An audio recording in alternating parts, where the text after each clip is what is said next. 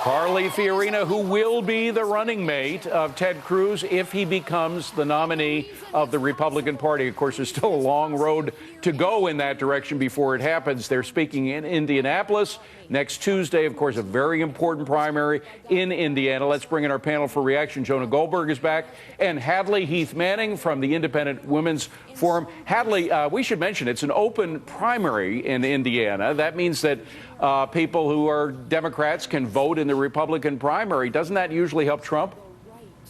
Usually it does, and of course Cruz, with his naming of Carly Fiorina, is trying to change the narrative, shift some of the energy during this campaign season. She's going to be a huge asset to his campaign and to the conservative movement as a whole. He mentioned today that maybe this was too early to be naming a VP, but some people ask, is this kind of highlighting of Fiorina as a spokeswoman too late, actually, for the Cruz campaign? Yeah, Jonah, we'll let you answer that question. What do you think?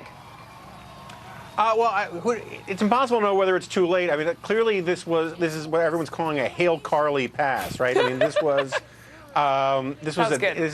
it's a pretty desperate effort to change the narrative, to change the momentum. Things are looking bleak and dire. I'm a big fan of Carly Fiorina. I think she's one of the most articulate spokespeople on the conservative side of the aisle.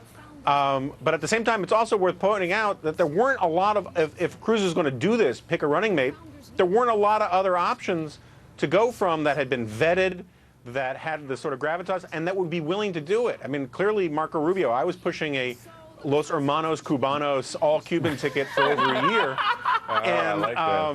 And it never caught fire. You've got a gift for the phrases. I love that. Quickly, Hadley, we only have about 20 seconds. What about Carly's power in going after Hillary? A lot of people say, although it's never stopped Donald Trump, the fact that he's a male going after a female. Right, and first Fiorina and Cruz have to go after Donald Trump, and she's proven that she can do that without lowering herself to sort of his kind of rhetoric, and that's going to be a key tool for the Cruz campaign before they even get, possibly, maybe not even to the general election.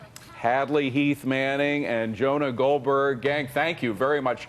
Not sure whether this is historic. I don't think there's been an earlier point at which in a campaign a candidate has come out with a VP pick.